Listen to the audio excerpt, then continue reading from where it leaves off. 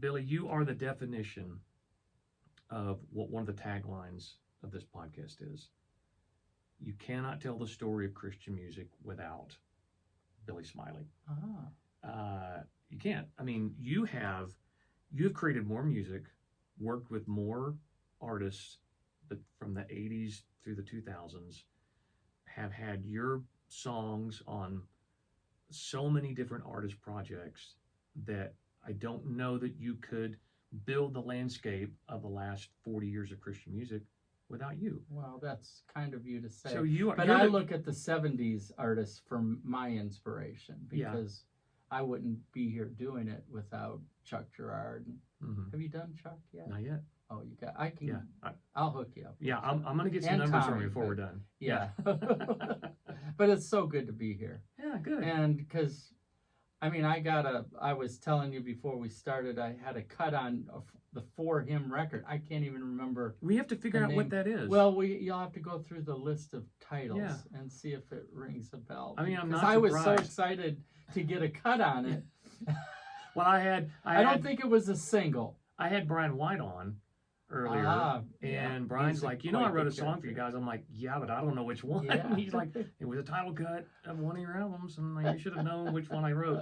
But yeah, I wasn't super involved in the songwriting and in the publishing end of things back then. So, what part was yours singing? I was one of the high tenors. The high tenor. Yeah, so I sang lead on Where There's Faith. I'm the Edith Bunker of Whiteheart, so I'm the high. I'm drummer boy. I'm the high one. That's funny. That's funny. I've had Rick on. And, oh, you have. Good. I'd love to have. I'd love to have Gersh and Tommy on. Yeah, Tommy would be at some point. His stories, Well, you have to have Gordon on to tell Tommy's stories. Right. I mean, to really get the stories correct, Gordon. He's a storyteller, and so. Well, I love that you're still working. I love that you're still making music. I love that I'm still working. I love the I love Cry Me a River. Oh, I've been listening to that for the last few days. Yeah. That's like I'd put it on like this is music. Like why can't Christian music be like this today? Yeah. And I know it's not necessarily Christian music, but just so many of the people well, involved. Well, it's faith-based guys. We're just making music and having fun. I mean, that all came because of being here, and Ron Hemby, who's been a long time, just incredible singer. And you know Ron. I love Ron. And I had him in doing a session, and I said, man, because I like being part of bands. I'm with John Schlitt for the Union, and I go, we need to do a band. And he laughed, and he said, well, get me the players. So then Dan and I had done, the Union had done a festival, and we had invited K-Max and Dan for one show called CCM All-Stars or something. It was just something so, but it was fun because we had the Union of Sinners and Saints band, which is Anthony, John Knox, and a great guitar player, producer, Jonathan Crone is our guitar player, and John Schlitt and I, and John's a character. Yeah. And he's still got a motor that's still going. He's incredible. We have, they're out right now. We're doing a show on Saturday, our first one this year, so I've got to learn this. Where's that at? Up in Maine. Oh, Waterville, Maine, I think. Well, you're going up at the right time of the season. Yeah, it's going to be gorgeous good. up there. Yeah, it'll be nice. Yeah. So let's talk about how you got into all this. So you don't just fall into a career in music. It has to start somewhere with a skill set and a couple of open doors. So can we just go back to the beginning and talk about how you got into the music business? I grew up early. We were chatting a little. My main instrument is trumpet and flugelhorn. Wild. So I was really a pretty good player growing up. That was my main confidence. I can do this. Yeah. And when I was 11, Thurlow and Theron Spur, who you guys, the Spurlows, you knew Thurlow more than Theron, right? Right. I met Thurlow a couple of times. Yeah. Okay. So they were from Detroit, and Thurlow, they heard me, and they didn't know how old I was because my mom played with one of their organ friends. You know, it's all these weird little things. Yeah. And they had asked me to join the Spurlows first, and then Roger heard about me through L.A. Roger because Breland, because of Steve Green was from Truth, and Melanie, I can't remember. Melody Tunney? No, Melanie Frazier, early on. Okay. An earlier one. They were all L.A. Azusa kids, and I wanted to go to school in Azusa. Yeah. Because growing up in Michigan, I grew up in Detroit, I wanted to write songs, and that my inspirations were John Michael Talbot, Randy Matthews, Love Song, Chuck Girard, because they had all come through Michigan and toured. And I thought, man, that's what I want to do. But I was a trumpet player, so I didn't know really. Marching band and all that stuff. Yeah. So jazz band, all of that, and I played really high, like I sing high, but I played really high notes, you know, chase and jazz bands and all of that. So I thought, well, if I'm going to go to college and do music, I'll have to, the trumpet got me into the schools, and I went to Bethel up in South Bend for a year. That was our church denomination school. What denomination is that? It's the Missionary Church. It's a little community up in Fort Wayne, Indiana, and South Bend, and it's all Michigan, Indiana, Ohio. And it used to be very vibrant. It still is. Bethel is still part of that church denomination, you know, like Trevecca is with Nazarenes. Yeah. But they didn't have music theory.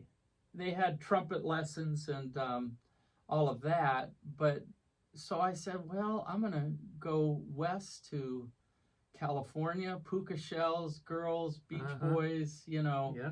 So I went to Azusa, which was part of our denomination as well, but loosely tied.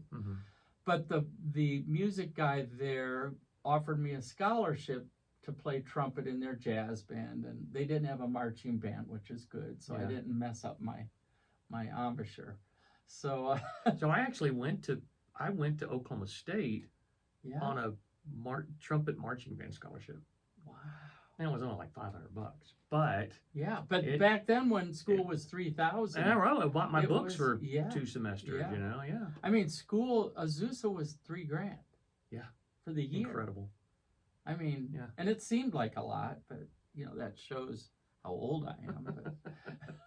But So you made your way. So you made your way down to California. Out there, and I graduated with a music theory and comp degree. And I said, "Man, I've got it. I'm going to be a songwriter," because they didn't really teach songwriting. Yeah. The interesting thing about schools, they're different a little today, the faith-based ones, but back then, songwriting, Nashville, it wasn't a huge industry yet. Yeah, it wasn't. So I got out of there and I said, now what am I going to do? You know, I played with an Elvis band in LA because there was a guy, and we'd tour all up and down California, and I was in the band section. I haven't said that in years. I forgot about it, but we're talking about that's incredible. Trumpet and flugelhorn. And my main love was flugelhorn because it was a little more mellow. Right. And I actually have 4 albums out, which I've never told people about. It was through Meadowlark. You remember when Sparrow did? I did an album or 2 with Billy Ray Hearn once I signed there. So a whole 4 flugelhorn albums. Yeah, I did 3 with Benson. Yeah. Or Provident, they were called. And it's journeys into worship, journeys into praise, journeys into Christmas. My Christmas one was my favorite. And then I did the Meadowlark kind of Christian New Agey. It was like the Colors thing. Okay. So and they're available still, I think, online, but I don't know. Well, you got to put those on streaming somehow. Yeah. Because you'll. But they'll put you to sleep. I wrote the songs. And a lot of people have trouble going to sleep, Billy. That's so what I'm you'd saying. be doing a public service for a lot of people. So kind of like Chuck Mangione, very mellow. Yeah, very mellow. Yeah. So I wrote them all, and the hymns, of course, I loved growing up with hymns. So the flugelhorn hymn albums were really mellow. That's wild. Yeah. So Wow. I did that in the Journey of Whiteheart, which is the exact opposite. Yeah. But Billy Ray had heard that I played, and when we went from Word to Sparrow, Mm-hmm. it said, "Hey, I'm starting this music series, and we need flugelhorn." And I said, "I'd love to do it." So he was a great, out of all the industry types, he was a man of God with vision and really He comes up listened. all the time on this Yeah, podcast. I Just someone who just we everybody treasured, revered. Yeah. we treasured Mm-hmm. his. For me, it was a mentor. It's like just a really good guy to look at for developing artists and Mm-hmm. producing, and his love of a song. Well, and he also, what people talk about Billy Ray, and it's what I've always heard about him, was he felt like he was artist first. He was. And whatever was best for the artist Yeah. was best, what he was going to make that decision. Yeah, he And was. where, as we all know, as the music industry progressed, it was more about bottom line, Yeah, which, that's yeah, the way the industry works, Yeah. the business works. But, there's a lot of love that goes back to Billy Ray, and you mentioned John Michael Talbot. yeah. Just He was at a coffee shop in Michigan. I saw the long hair yeah, and Randy Matthews with his snakeskin boots. I said, man, that's what I want to do. And Yeah. So that led me not to California, although I thought California, why I went to California was I thought Calvary Chapel, which was, Right. Heavily influenced by Love Song, The Mhm. Way, and all of those groups. I thought, man, if I get out there, that whole state's going to be this Jesus people. Because I came from Detroit, very not that. Not in the Bible Belt. Right. Yeah. And I thought, this is going to be great. And I got out there, and it was a rude awakening because Azusa was not a Jesus music Calvary Chapel. I had to go down there to see it. But Brian Duncan was in the little Covina Calvary Chapel with his band. And so those were some cool things. But after I graduated, I said, I didn't have a clue. And a buddy of mine who played trumpet said, hey, I'm leaving the Gaithers. Have you heard of them? And I really didn't, because it was Southern Gospel. And in Detroit, I had no clue of Southern Gospel music. Yeah. So I knew Bill Gaither's name, but I tell this story, I thought he was dead. Because he's in the hymnals. Oh my gosh, that's funny. Because I used to, those people at lived church, back in the 1800s I or would, 1700s. I miss hymnals in churches because when you're I bored, do too. you can look at the credits and read the history. Yeah. I think it's a lost art. Well, how many of us cut our teeth by sight reading out of the hymnal, or even in church? Reading the notes for the harmony parts and learning the different chord progressions, and So I thought he was dead.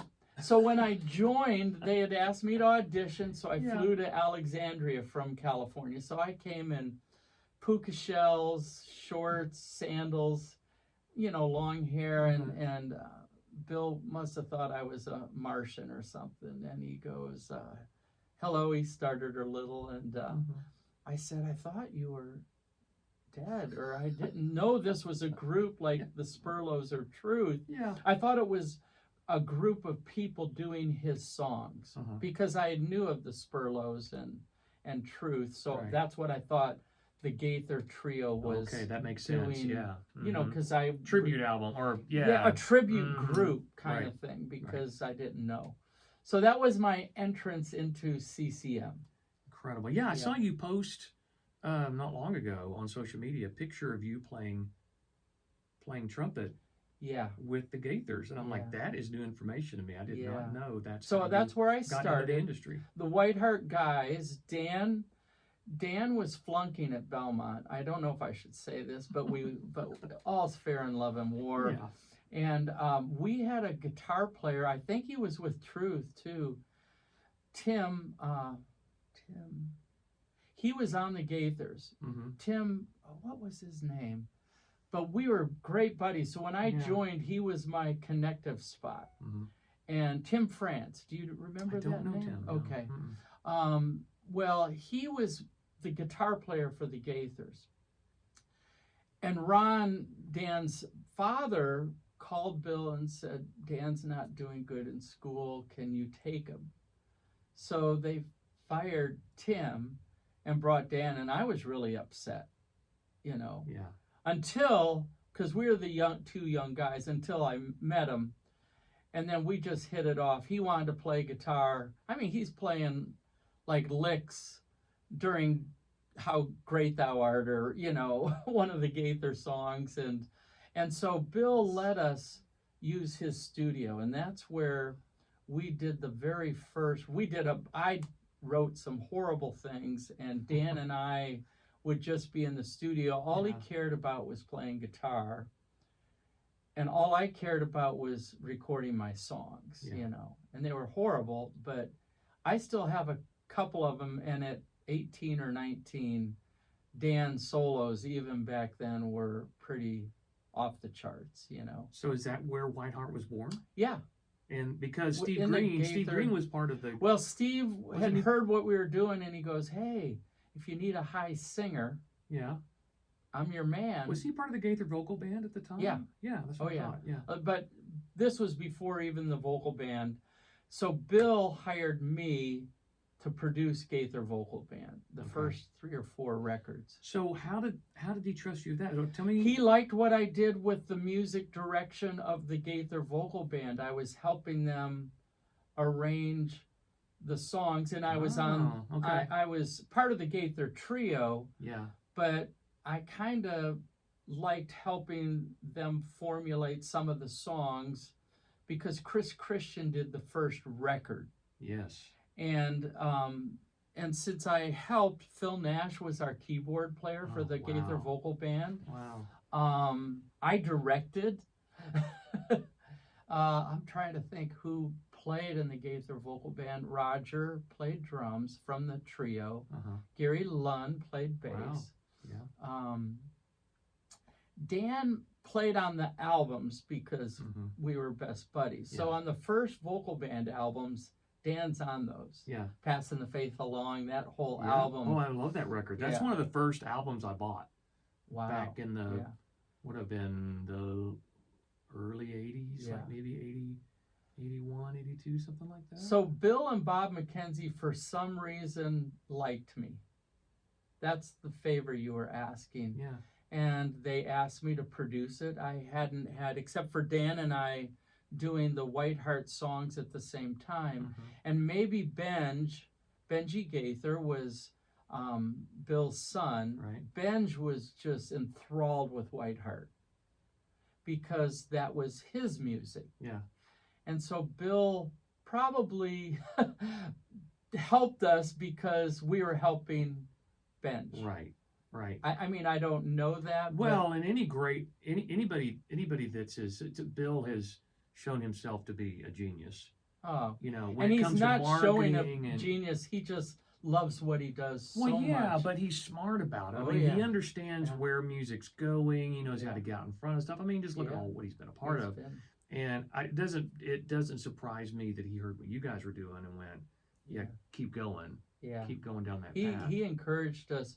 Gloria, we did one of his praise gatherings, and the first night I remember, this was one of our first shows, and the audience was deathly silent. Steve was up there holding a Bible in his hand, and it just tanked. I mean, we just thought, oh, this is...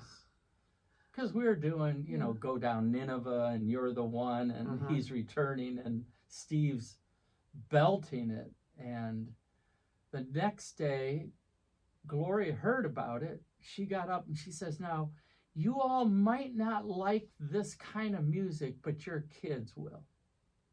And she vouched for us.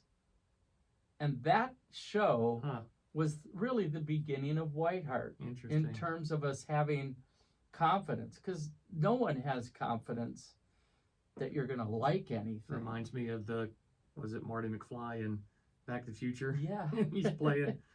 Yeah. He's like, you may not like it, but your kids are going to love it. Yeah. So in the group, Mark was playing trombone and keyboards for the Okay. Gaither trio. Uh-huh. I was playing flugelhorn and acoustic guitar. I taught Wow.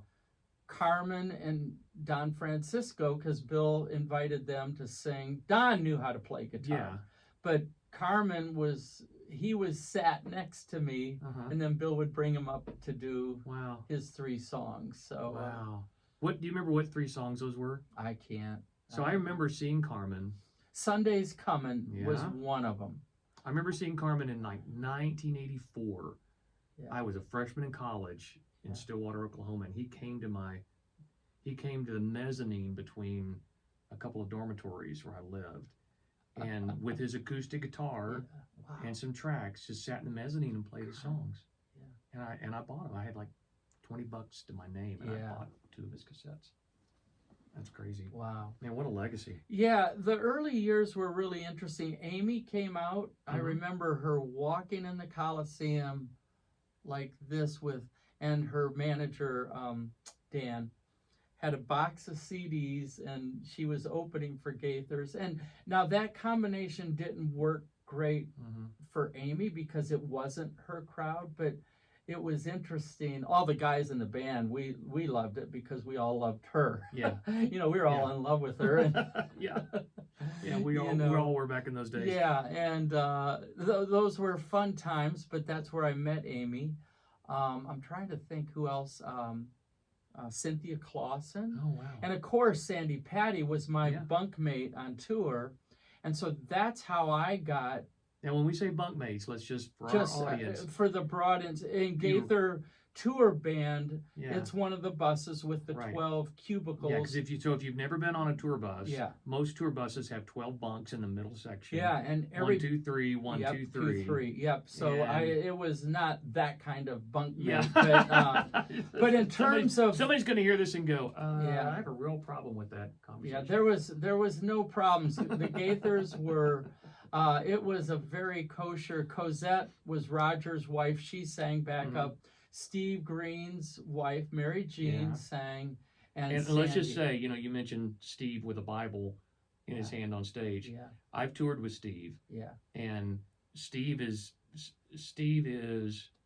I'm not saying Steve's the Holy Spirit, but he has a lot of the Holy Spirit in him to go, no, yeah. don't, no, I see that. Like, he was very vigilant Oh, yeah. when I was on the road with Yeah. him, just to go, guys, we're going to do this the right way. We're going to do this in a godly way. So, Well, my Steve that I know yeah. was a beautiful person. He was actually like Steve Martin. Really? Hilarious. So with Whiteheart and even early Gaithers, he was a great person. I mean, he was a missionary kid. Yeah. So Gaither vocal band for his family was edgy. Oh, I believe that. I mean, And because so you look when back he now, did Whiteheart, yeah, you look back now and you see Steve on the Yeah. cover of that first Whiteheart record, Yeah. you go, what? I don't get that. well, he loved, because on the bus, you know how we're all listening to music. We were Mhm. listening to Toto, and he was listening to Bobby Kimball, and he goes, I can do that, and he Yeah. could. Yeah. I mean, his vocals on some of those first songs, still to this day, that first record is pretty much off the charts for the power Yeah. and the essence. Yeah. I remember that. Dan Huff sang, he was like the low Toto guy, Mhm. and his voice complemented. When we did He's Returning, we said we got to loosen this up because Steve came in with we called him the man from Glad. He was white, and so Dan goes, but it was such a great friendship because we were all in the group with Uh-huh. Gaither, so Yeah. we really got to just be friends and share music and talk about the music we loved. And for Steve, it was more uncomfortable just performing, touring Mhm. that kind of music because he never grew up doing that. Yeah. He grew up singing and listening to it, but then actually Yeah. being a rock guy, It is different, isn't It's it? a different thing. Yeah. I felt that. yeah, The influences that I had growing up, I couldn't, as much as I tried to emulate them, I couldn't be those personalities on stage. Yeah. As much as I wanted to, it just wasn't me. Yeah. It was awkward when You- I tried to channel those personalities. Yeah, you've got to be you. Yeah, it just has to flow out of Yeah. you. Yeah.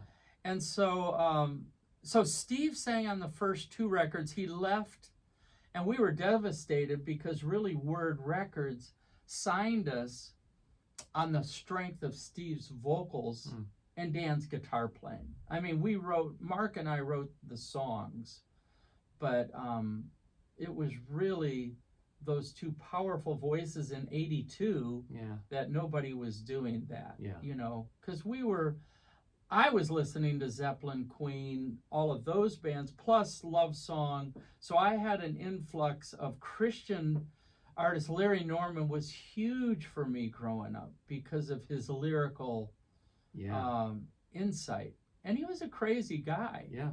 I mean, he didn't have it all together, but there was some power in what he wrote, you know.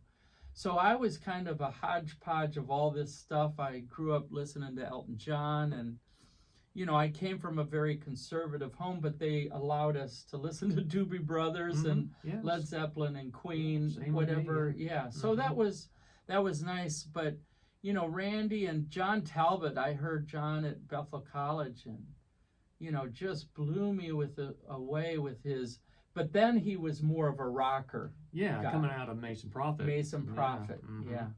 And so those were my influences. So when did it change? When did so Steve leaves the group, obviously goes well, on to we were looking for we were looking for a deal, and we went to Bob McKenzie, we went to Ray Nenow. With Dan and I peddled our stuff. We went down to Music Row, and Dan and I met with, you know, 3 or 4 of the country labels. And we were just rudely like, this is, you know. But 3 of the labels in the Christian music industry were willing to take a gamble on us. Yeah. And we didn't want to do Benson because we felt like they were more Southern gospel in their infancy, although Bob really wanted to sign us. And Bob was a good... another mentor for me, like Billy Ray, because Bob was business and really guided the Gaithers and helped me get my start as a producer when I didn't know that part. And they offered us a deal, and we didn't take it. And then we had Ray Nenow. Do you know him? He did Joe English and Bonnie Bram with Refuge Records. And they had a producer named John Rosasco. And he was very talented and hitting really hard, like pop. And so we actually did 4 songs with him. But when he started looking at his clock and going, okay, don't have the chorus at 45 seconds, next song. Dan and I said, no, we're going to do it. Yeah. And so we ended up producing it. Chris Christian heard us and took us out to LA for Solid Gold, and Neil Joseph had said, please don't sign with anybody. Just wait. We want, but it'll take 4 to 6 months, and we didn't wait. And so Neil was at Word. So we were through Home Sweet Home through Word. Okay. But we should have gone directly to Word, because I really wanted to be on Myrrh Records. Yeah. And so even to this day, if you look at the first album, it says Myrrh, because Chris signed his deal through them, but I said, we've got to have the Myrrh. You want the Myrrh imprint. Yeah. Even if it wasn't important. Yeah. But wow. So then talk about the changeover from Steve leaving, because that's when your sound starts to change.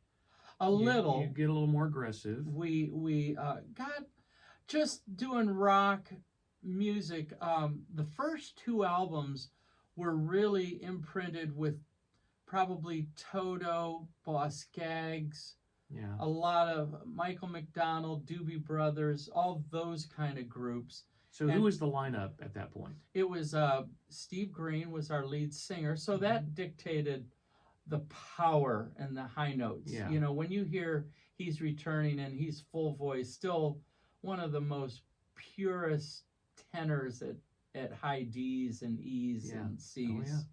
And Dan Huff and David, his brother, joined. He was not with the Gaithers. Jan just said, let's bring in my brother. And David was great. And Gary Lunn was with the Gaithers. Mark Gershmel was with the Gaithers. And Mark had just said, I've got a couple songs. So it was really Dan and I started it. And then Steve said, hey, I can sing. And Mark said, hey, I've got a couple songs. And so we brought them in, but I had already moved down here and hung out. I was staying at Dan's farm out on the porch, working at Shuff's Music. That was my humble beginnings. Yeah. And Mark just like so many people that came here for the first time. I just had one friend, the Ron Shuff, who runs Shuff's Music in Franklin, co-signed a deal so I could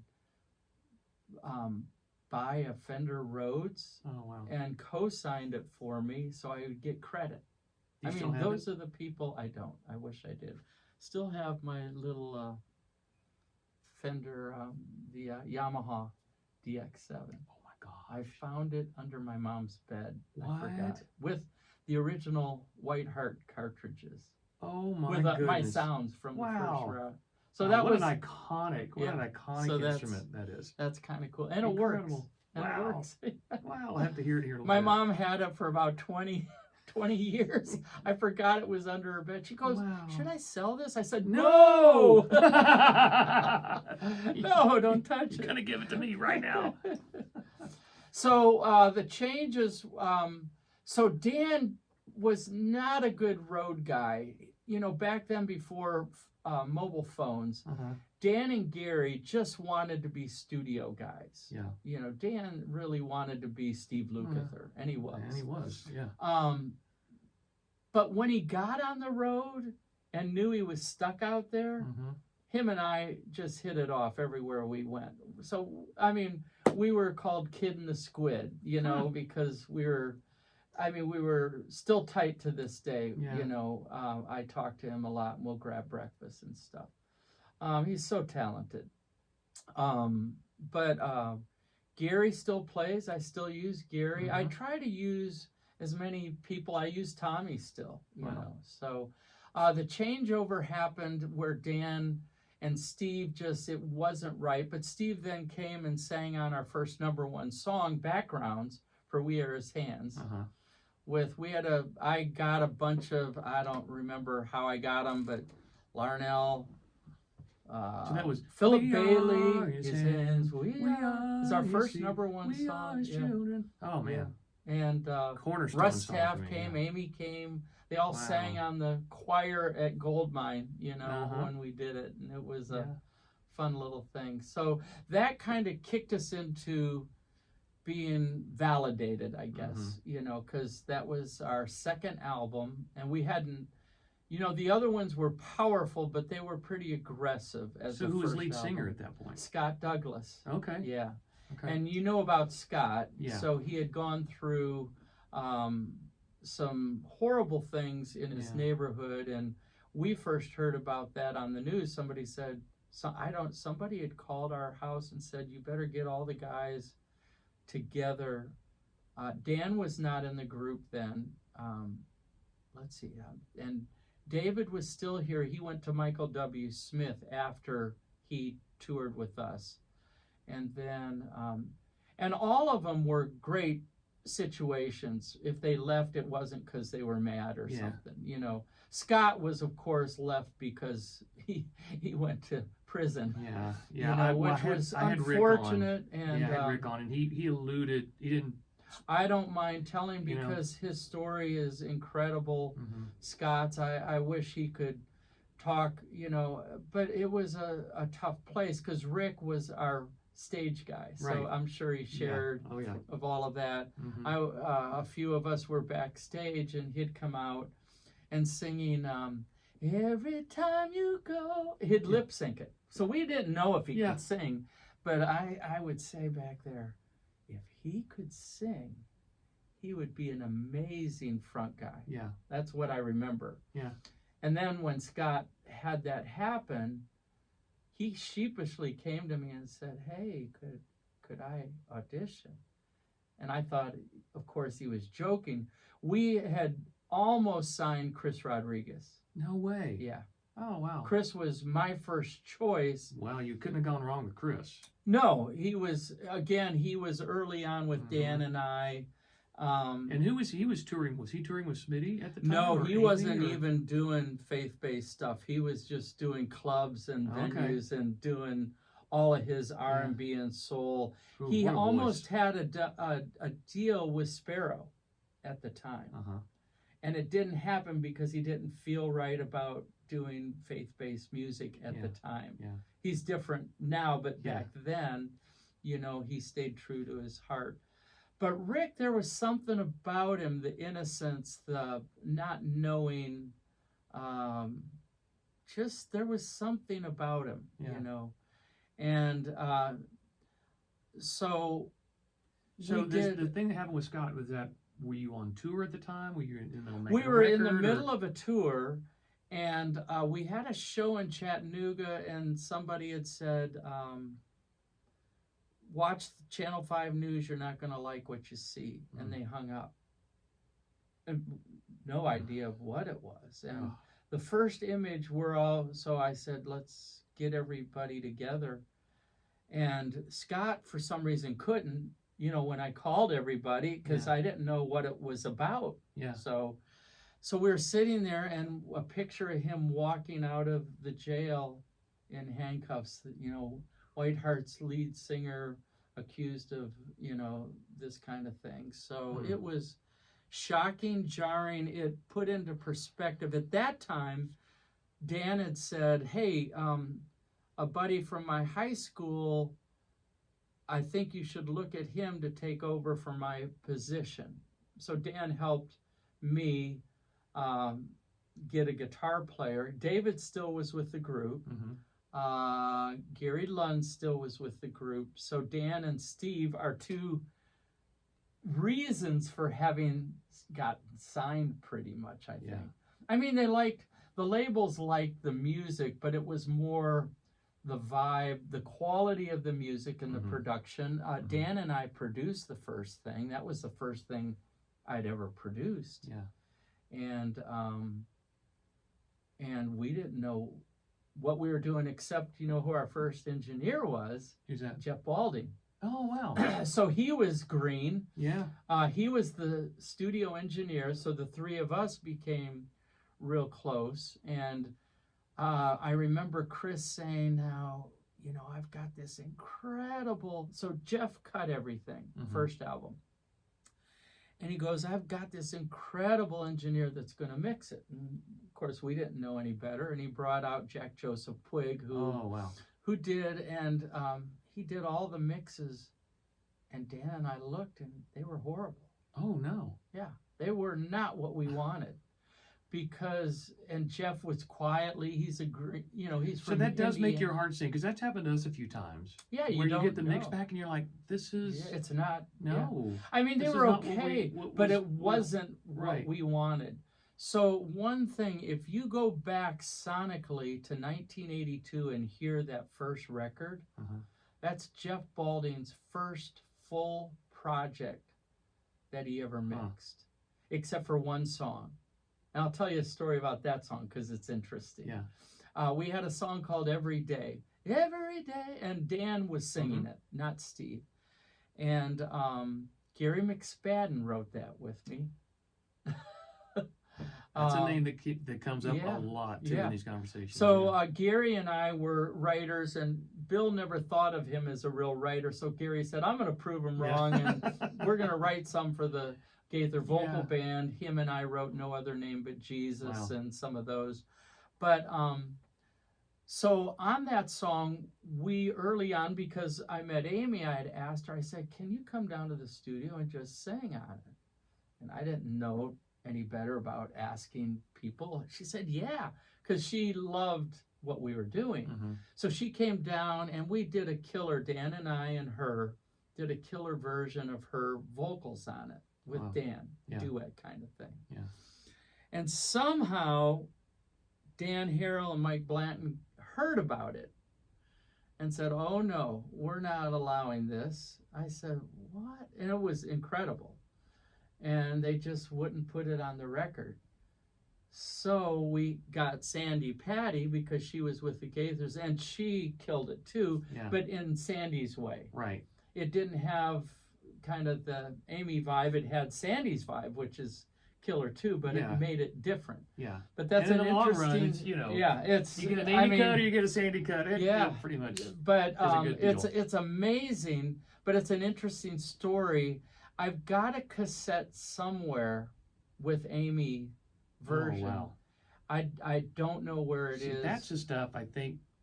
I have a lot of that stuff at home somewhere in my attic. Yeah. Of all these demos. I mean, with there's different thousands singers of and different- cassette tapes. Yeah. You know. Yeah, but there's so many. Yeah. There's so many rarities like that floating around Yeah. Nashville with guys like you. Yeah. That, you know, in another universe or a parallel Yeah. universe, it would be this singer on this song with Right. and would take them at this Yeah. you know direction in their career, and it's all fascinating to me. Yeah, and so what was interesting, so we got out of our deal, we really weren't happy with Home Sweet Home and what the vision was for us. And so I had been courted by Billy Ray as a songwriter away from Benson. Mhm. And because he was not really into publishing, and so Peter York, Sparrow started a little one house. It was Yeah. Eleanor Madeira, Peter York, Oh, well, and they brought me as their staff songwriter. interesting. Because Benson had a great history of being really good in the publishing world. They were. They were Always. they were top dogs. I was thrilled. You know, Yeah. that's where I hung my hat for Uh-huh. the 3 or 4 years. But what I loved about Sparrow was their artists and Billy Ray, because Yeah. he was the early Murr. So Yeah. he offered me a situation, and I said, I've got to do that. And so I told Billy Ray, I said, hey, we're trying to get out of our deal. And then Billy Ray went and signed Steve Green to a solo deal, Interesting. if you remember. I forgot Steve was on Sparrow, but Yeah, that he makes was, sense. which is a departure. Uh-huh. So he found out how to get Steve out, and he said, I can do the same thing for you guys. And so we were able to get out of our deal and sign with Sparrow. Huh. And Billy Ray came up to a show, and that wasn't with Steve Green, it was with Scott. Uh-huh.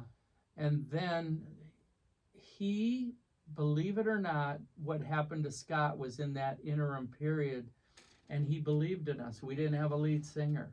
Well, And he said, I'm with you guys. And well, people that were running the industry back then, they understood the power of a song yeah, and a songwriter and great musicians. yeah, And I can just tell by your story, if I was in that position, I would, of course, I'm smarter for having known history at this point, Yeah. but it would make sense to me to just load up your roster with talented people that Yeah. know how to write great songs. yeah, Right? And then you figure it out, yeah. right? It's the power, just say yes. Yeah, just say yes and go and do the next thing. Yeah. So here's the image. This is my everlasting image of Billy Ray. Uh-huh. So Dan Johnson was at Word, and he had signed. He had said, we didn't want you to sign with Chris, but we're still with you Yeah. at Word, and they were excited, and they really marketed the first album through. Even though it was through Chris, they treated it like their own album. Mm-hmm. But as Chris developed his label, they had less and less influx in it. So Yeah. that's why we wanted to go where somebody truly believed in the touring aspect. Mark and I really loved touring. We loved being out. I'm a tour dog. You get Uh-huh. me on a bus, and that came from Gaither's. I Yeah. said, this is my home. And so when we went with Sparrow, the first recollection, Mark and I, we had written Hotline, which was our last album for Chris. That was with Scott. Yeah. And we had started writing for the next thing. And we had theater stuff. It was like Peter Gabriel, you know, where they'd have theatrical. We had a phone booth and smoke and fogs and the gurney for vital signs. Oh my gosh, you talk about the Peter Gabriel Secret World Live video. We watched that. We watched it. Yeah. Oh yeah, you're the same way. That was when we kicked off a tour. Yeah, that was it. That was what we watched to get inspiration as the bus rolled out of Cool Springs or wherever. I think all of us did. We were all on the same. Just trying to improve the quality of what all of us were doing. Yeah. And so we sat. Billy Ray came up and saw us and said, and that was with Scott. And then when it all happened, he said, "Hey, I'm still with you. We believe in you." And we didn't have a singer. And we tried out a lot of people. Chris was really Chris Rodriguez was our high priority. Who else did you consider? Man, there was a guy named Danny who actually is on a recorded album, not on the song, but is on the cover of a Word compilation album. I just saw it and I said, I forget, as the lead singer of Whiteheart. And I don't even remember why it was. I think we needed him on the photo shoot. Yeah. It was with Mark Tucker, who was a brilliant photographer. So these are the crazy things that happen. Well, it all moves so fast. It was. And that's what people don't understand. And that was 85. Yeah, because it just when you're touring and writing and recording and having, record company meetings and you just and the lifeblood. The people, we try to talk about this a lot, is the lifeblood for a Christian artist really is touring. Yeah. That's where the rubber hits the road. That's where you connect with people. It does. The labels is all, it's changed now because they really control. They had no control and they didn't give us help ever. Yeah. No, yeah. We didn't get any bonuses. Yeah, I mean, we got zero from any of the labels. Yeah. And Sparrow included, except we had total support for a ministry through Sparrow. When Billy Ray said, "This is the deal," it came back that way. And so that was a really important part. So he was in one of the Holiday Inns, sitting there, his arms crossed like this, and he looked like Stevie Wonder, and we're singing Fly, Go Fly. Yeah. How many times? Just 3 of the songs. And he looked and he goes, "Boys, go change the world." And we just got out of there on cloud 9 because the head of the label got what we did. Yeah. And that was really the beginning of a great relationship there. And we did 3. We did Don't Wait for the Movie, Emergency Broadcast, which was a Confused album. You probably have same stories. Sure. And then Freedom. Okay. So Emergency was complicated because Billy Ray asked me to produce Don't Wait for the Movie with the band, but it was me being in charge because he wanted a point person. Who was producing before that? Dan and I did that, and then Mark and I did Hotline, and then I did Don't Wait for the Movie, and the guys didn't like that. So I said, okay, because you want bands happy. Sure. And I said, let's all jump in, but not everybody was a producer. Yeah, and if people don't understand what a producer does, it's not like the producer of a movie is more of also the director of a movie. It's a director, but you're having a vision. You have the final creative say. Yeah. And I work with a lot of churches and a lot of worship pastors who are in these difficult situations of who has the final say on what makes it to the stage or how something sounds or how something looks. Somebody's got to be that person. Yeah.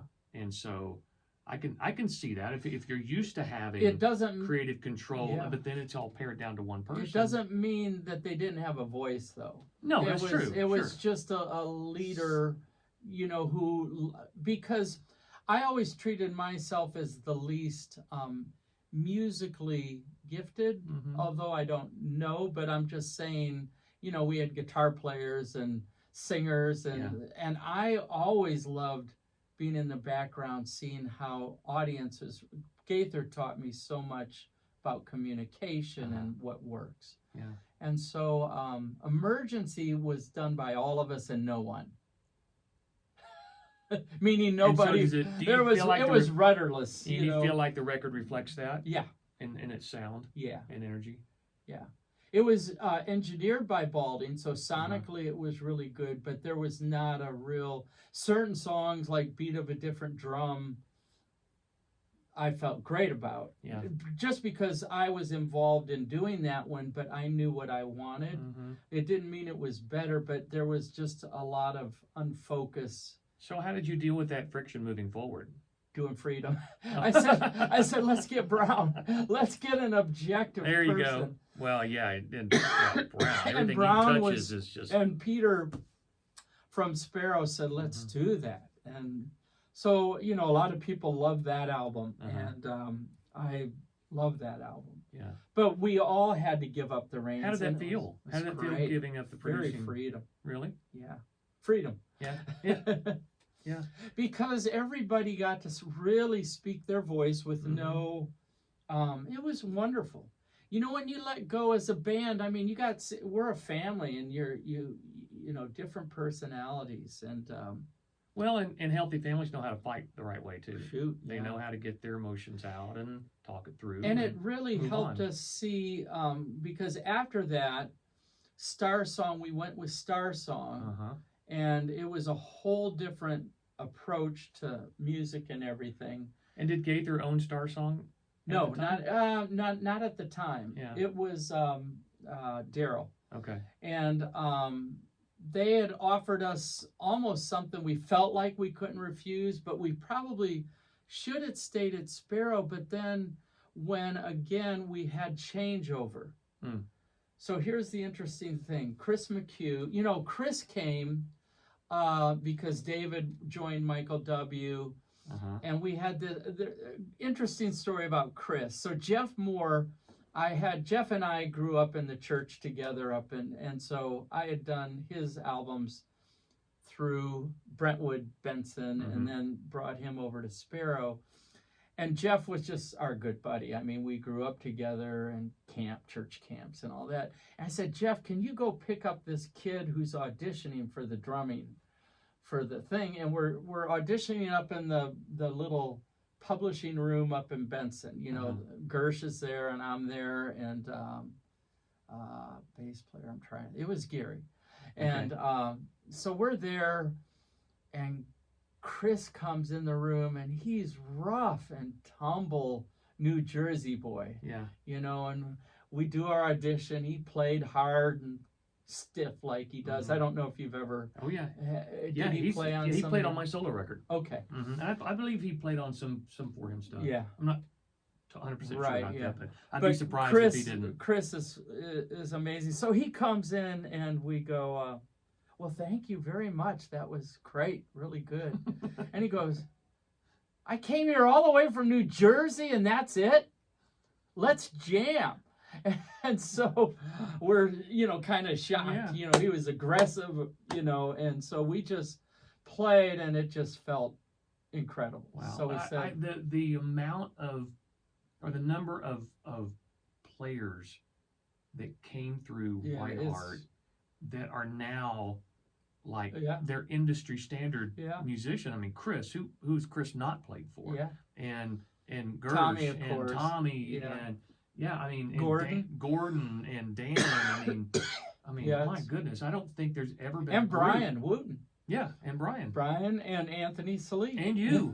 Yeah. And I mean, there's never been a group like this in the history of Christian music that produced such dense talent Yeah. in a short amount of time. That have played on so many of the other Oh, records, yeah. from Michael to Amy Oh, to yeah, all yeah. of those, and Uh-huh. pop things. So you were kind of like Toto a little bit. I mean, a in little, a way. yeah, because we all really admired that, because the studio thing was a bigger thing in the 80s, not in the 90s, I mean, Dan tried to do a group in the 90s, and it was 5 years too late for that style. Yeah. Great group, Right. that Giant record. I love the Giant record. So that gets us to, I don't know how much more time, but we can. Oh, no, we're doing great here. I love it. Are you cool? Yeah, well, so let's transition then Yeah. from Whiteheart. Yeah. And, I think a lot of people can go back and listen to the episode I did with Rick. Yeah. And get a little more detail in some of that stuff. But I want to talk about just life after, because to me, that's one of the more fascinating parts of this podcast and these conversations is at some point it's over. That part of the journey is over. Wayne Watson, people who've listened to this podcast heard me tell this, like always going to tell the Wayne Watson story again. But I just keep coming back to it. Wayne Watson told me one time, he said, For Him's going to hit a peak at some point, or you're going to plateau. Yeah. And very rarely does an artist plateau and then get a bump and go back up again. Yeah. He said, so you're going to have to decide how hard you want to work to keep yourself from bottoming out. Yeah. And you have to work harder and harder and harder just to keep from dipping lower and lower and lower. Yeah.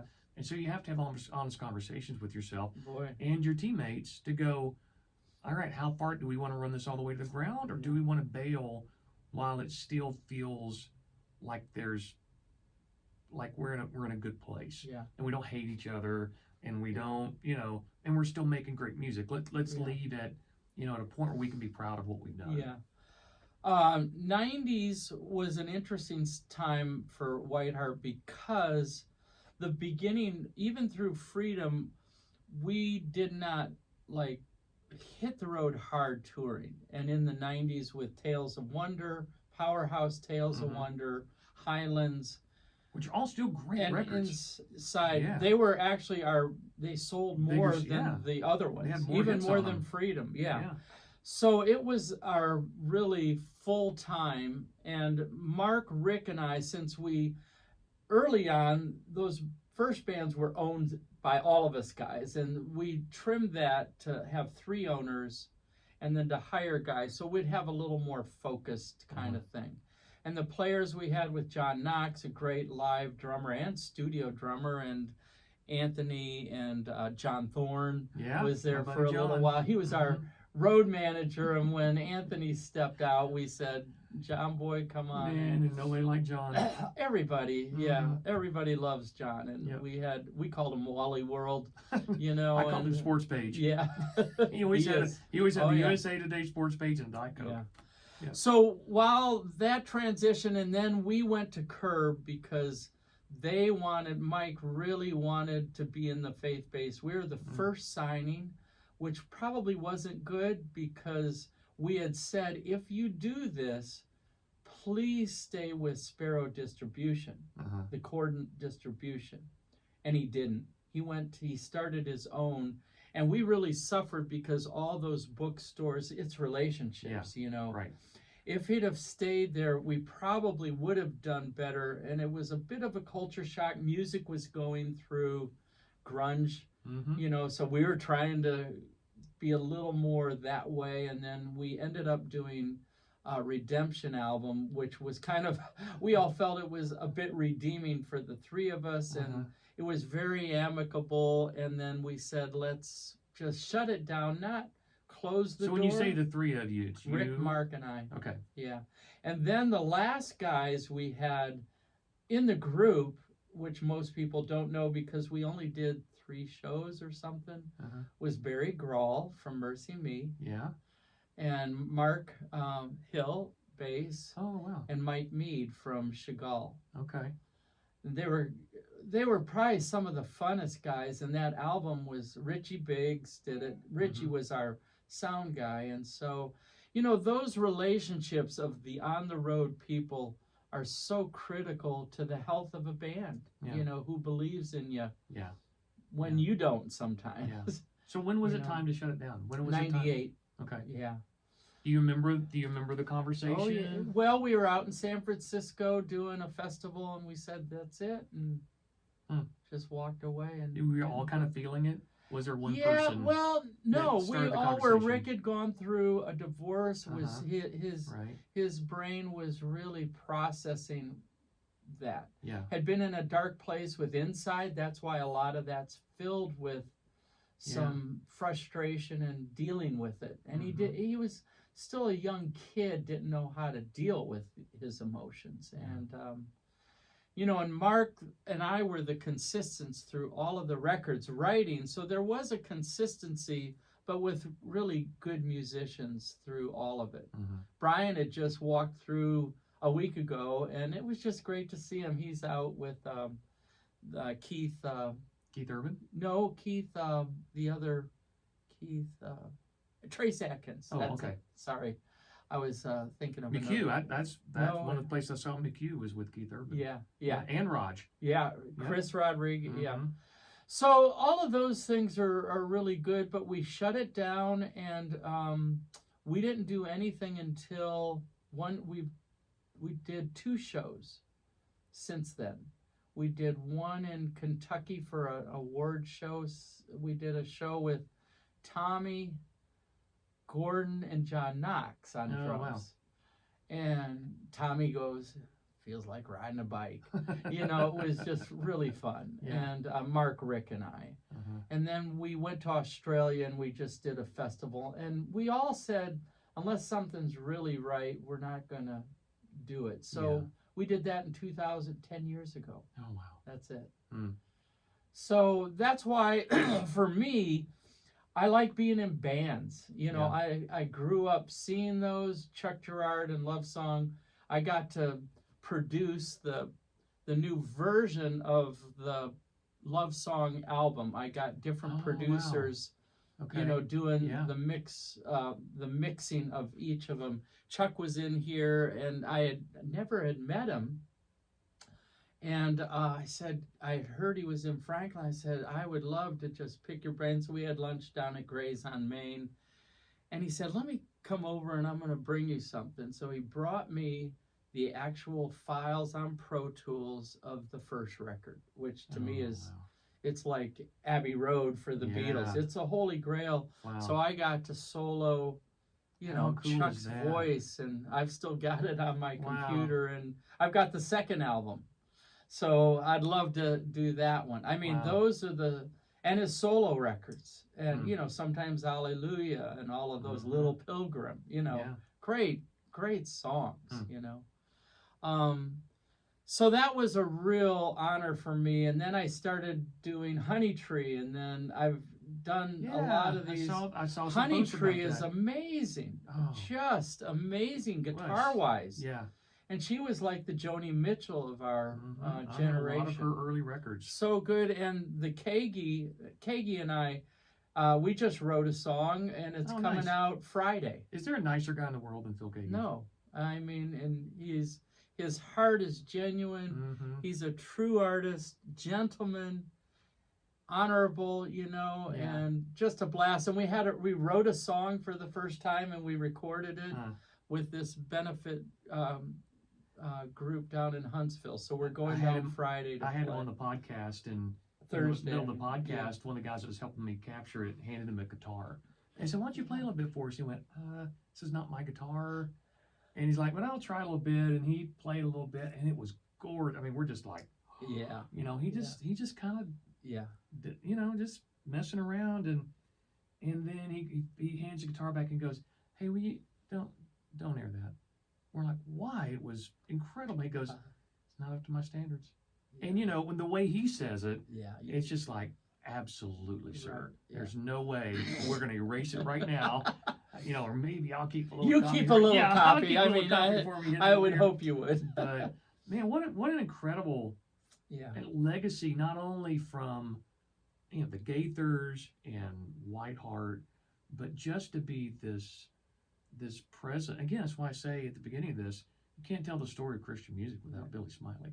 Well, because thank of you. the thread Yeah. that you have all the way through from the 70s all the way Yeah. into, to what's happening today. Yeah. You just pop up everywhere. Well, It's incredible.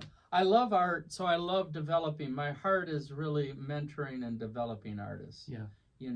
That's what I do here. John Schlitt and I doing the Union of Sinners and Saints is really fun, though, because I got 3 Whiteheart guys, and we team up against Petra. Because we really didn't know each other that well, except for church. Uh-huh. And we were at some conference. I was supporting one of my artists, and he was there pitching his Christmas album. Yeah. And we said, let's write together. And he goes, oh, yeah, sure. But I followed up, and we actually came over to Dark Horse, where I was at that time. Oh, nice. And we wrote a couple songs, and our personalities really hit it off. He wasn't doing anything with Petra at the time. They're out now doing the 50th. And so it was a kind of a good time to just experiment, because like me, he never got to write, and he's got a lot of things to say. Wow. And so I encouraged him. I said, John, you're a good writer.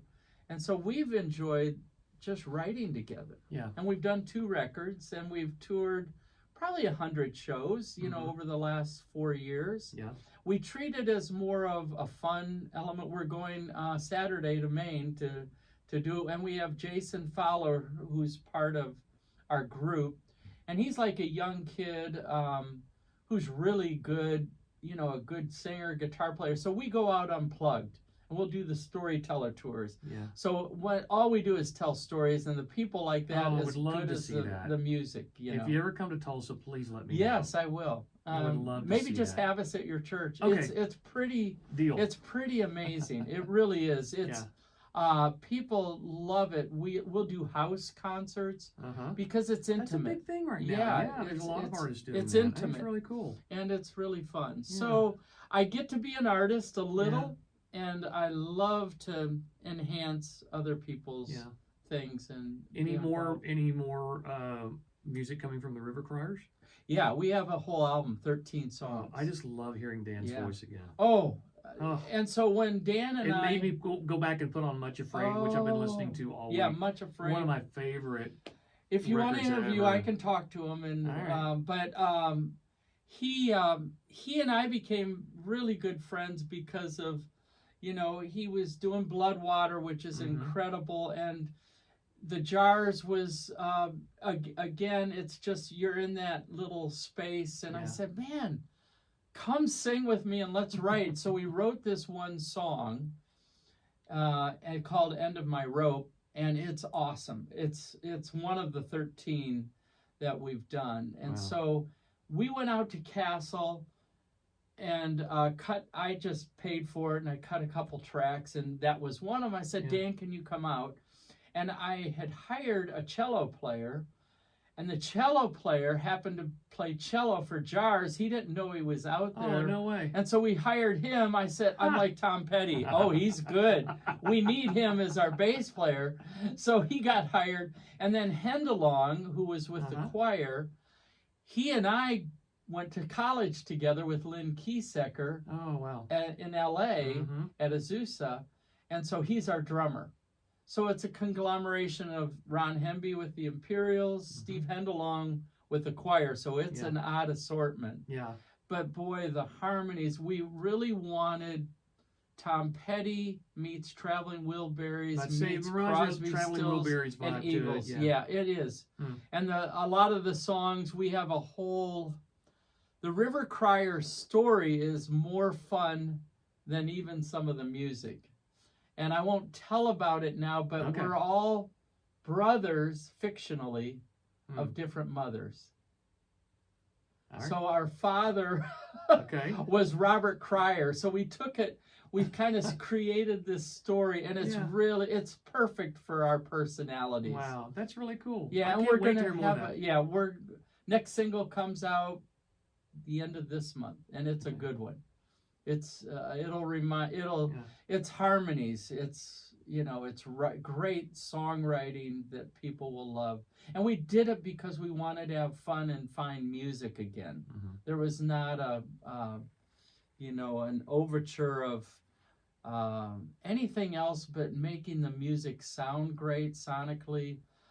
Dan and Matt do the music for The Chosen, the film. Yeah, that's right. And so their mixing guy mixed the whole record. And so again, we're just finding new relationships and new things. And Steve's really good. So it's just I'm just thrilled to be doing music and still here and healthy, and just honored to work with new kids. That it's a different world. And so, I don't know all the ins and outs, and I really don't envy them. No, me neither. Of how they have to do it. And, I wouldn't want to be in that world again. No, it's just, it would be like you and me on a bus trying to do, Facebook, Instagram, TikTok.